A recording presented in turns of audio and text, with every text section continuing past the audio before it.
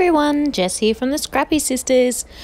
So I do have to apologise for the lighting in this video. I find it very difficult to scrap during daylight hours at the moment, so this is the best lighting I can give you when I have to scrap at night. So I have got the beautiful cut file from Virginia Confessions of a Paper Addict's cut store, which is linked down below. I was super lucky. I'm part of her Facebook group. You should all jump over and join that. Also linked down below. To download this cut file when she offered it up for free. It's sadly no longer available for free. Every week, every fortnight, she gives one free cut file, but it's for a limited time. So once she puts them up there Sunday to Sunday, download it, save it, get it ready so that you've got it ready to use. Otherwise, if you do miss out, no huge deal. It's over in her cut shop ready to go. So the technique I am using to back this one is just when I get lots of little squares of paper, putting the glue directly onto the back of the cut file and popping that little square down. So I'm trying really hard to make sure no little bits go over top of the next star, and if it does, I sort of chop that off a little bit. That piece didn't fit, so I need a bigger one. I just chopped that off a little bit. And at the moment, I'm not trimming any of these stars to the correct size yet. So you can see here that I'm trimming down that big sheet of paper, just making sure that there's no colour sticking into the next star, but not cutting it perfectly yet to trim to size yet, if that makes, I hope that's making sense. Hopefully you can see what I'm talking about here. I do essentially do that for the entire cut file, not really trimming anything. I cut a few bits and bobs here with my scissors, but not too much. And then I had the luxury of having lots of time when I was making this, so I actually left it to dry overnight as it was. I possibly even put a book on it just for funsies. I don't usually do that, but you know, it had a fair amount of glue, so I possibly did do that. When I came back the next morning, unfortunately, I was having a lot of problems with my phone. It took me 3 days to get my photos and things off my phone. I have no idea why. In the end, I had to put them in my husband's computer. Anyway, I got there in the end, but it was being very painful. So I wasn't able to record the footage because I had no space left on my phone. But what I did was get a Stanley knife or a craft knife and just really carefully cut all the way around each of the stars. You can definitely do that with scissors. I don't have great fussy cutting scissors, I'm going to be honest. I don't have nice pointy sharp ones. So for me, I found using a Stanley knife easier, especially in this case with stars, because it's just so straight, just straight down. So it was really quick. I found this cut file was probably one of the quickest and easiest cut files to back and to cut out. Just because of the simpleness of the star shapes, the repetitive star shapes. So yeah, that's my tip. I back them all at the one time, leave them to firmly dry, and then I cut them out with a craft knife. So I am going to skip forward to the next day, and it is daytime, so the lighting will be different, I'm sorry, where I start to work on the actual layout and how I'm going to incorporate this star cut file into my page. So I really loved the colors in this collection. It's the Kaiser Craft Blessed collection, but I find that they're quite pinks and purpley based, which is gorgeous. I love it, but as I've got boys, I don't want too much pink and purple. Totally use that on my boys layout, but I don't want too much. So I've pulled this gorgeous kind of, again, pinky purple color, don't know what you'd call it, from my stash, and I'm just spraying it with the Heidi Shine Navy, Heidi Shine Teal, and Heidi Shine Gold. I've got the spray quite a distance away because I want that real spritzy look to it, and I'm thinking, yes, that's going to work perfectly to sort of darken down that color of that back paper. I still thought it was a bit girly, a bit pink for me and for the layout I was going for, because there's nothing girly or pink in the photos that I'm using, which I realize I haven't shown you yet. Sorry about that. So I'm actually going to, and this is also really thin paper. I'm going to back it on a dark colored cardstock. So this is a dark navy. And I do decide to gut this because it's the only color I've got in this, or only page I've got in this color.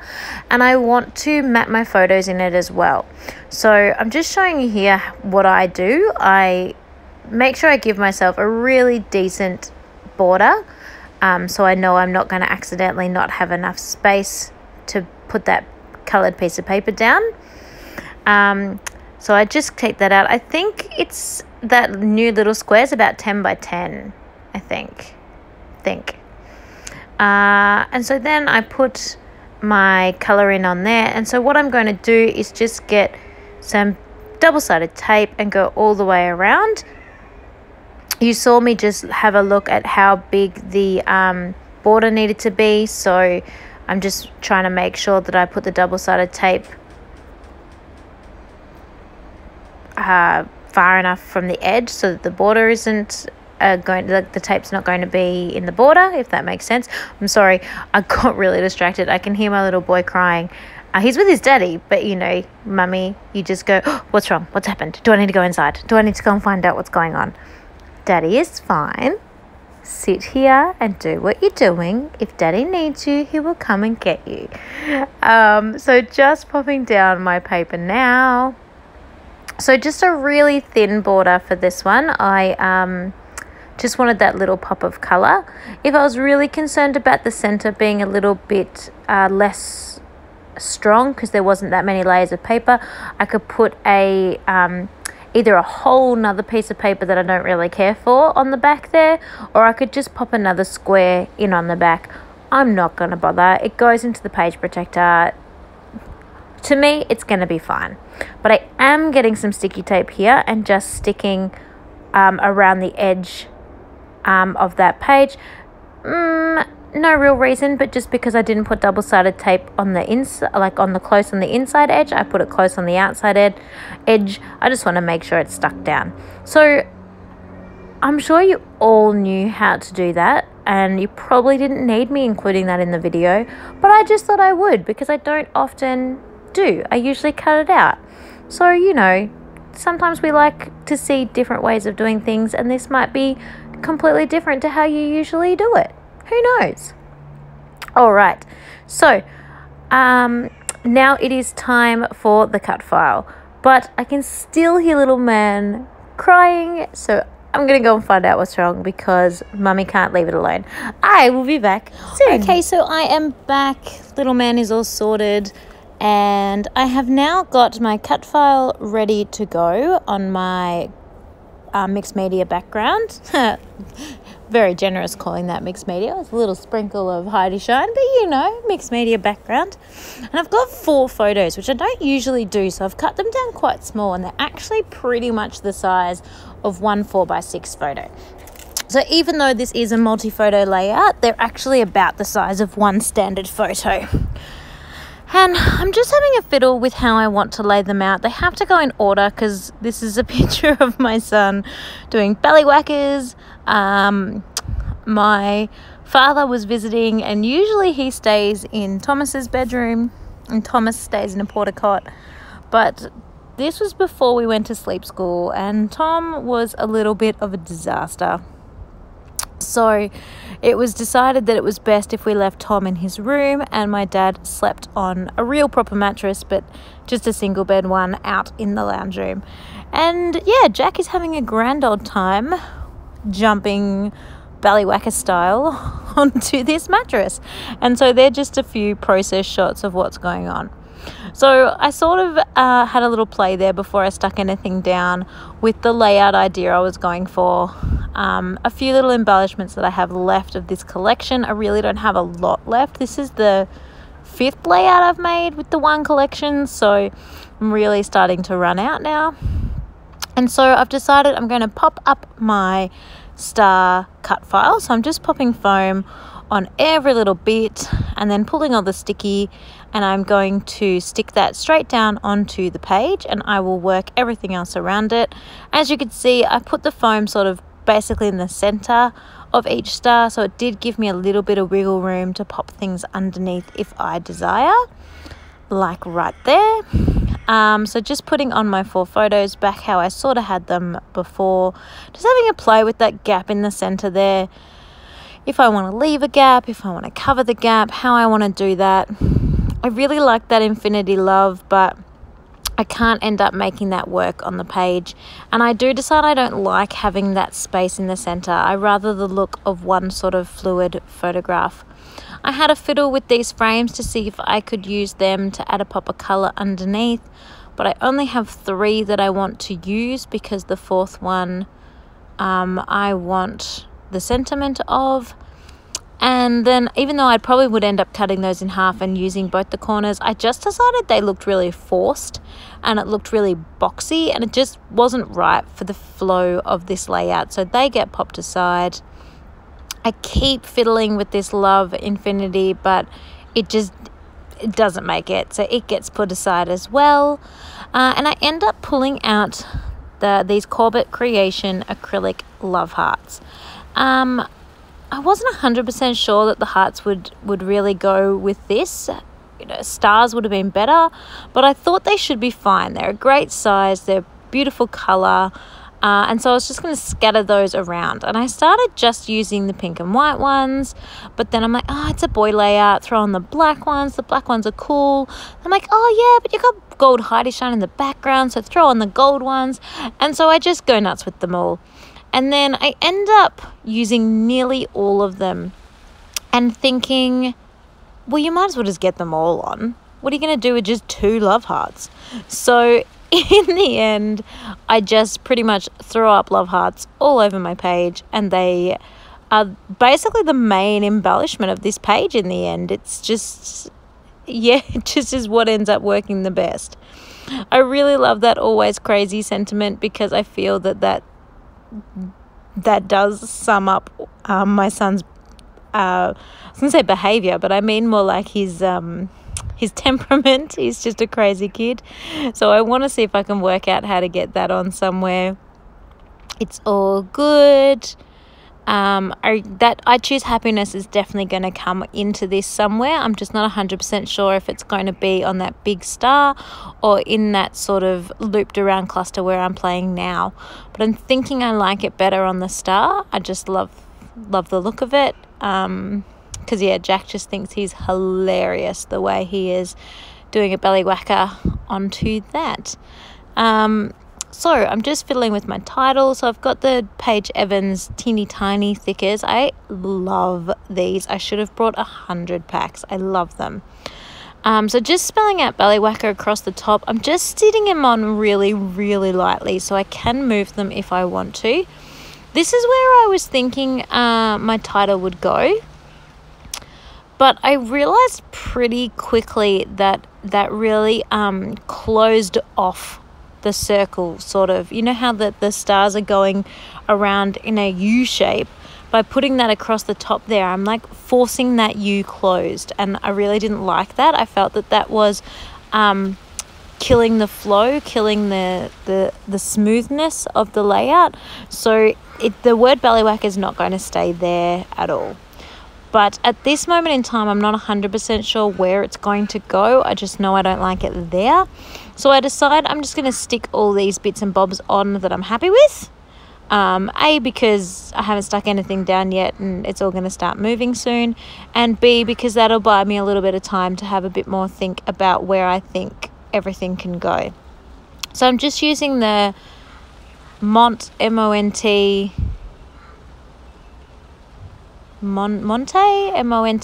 maybe. Hopefully you can see it in a minute. Craft glue. I have mentioned it before in one of my previous videos, just as a dry clear. I quite like it. Yeah, nothing special. It's not a tacky glue. It's more like a PVA, so it's a white glue. So it's not super quick to dry. It doesn't take ages, but it's not super quick to dry, so you do need to leave things a little bit to settle. It is a wet glue, so if you've got super thin papers and things, they can warp if you use too much. Haven't really found that as a problem, to be honest, but I just know that is a possibility of happening. So sticking everything down, and then it will be time to have a look at where I want to put my title, because I need to make some title decisions. What was I going to say? No,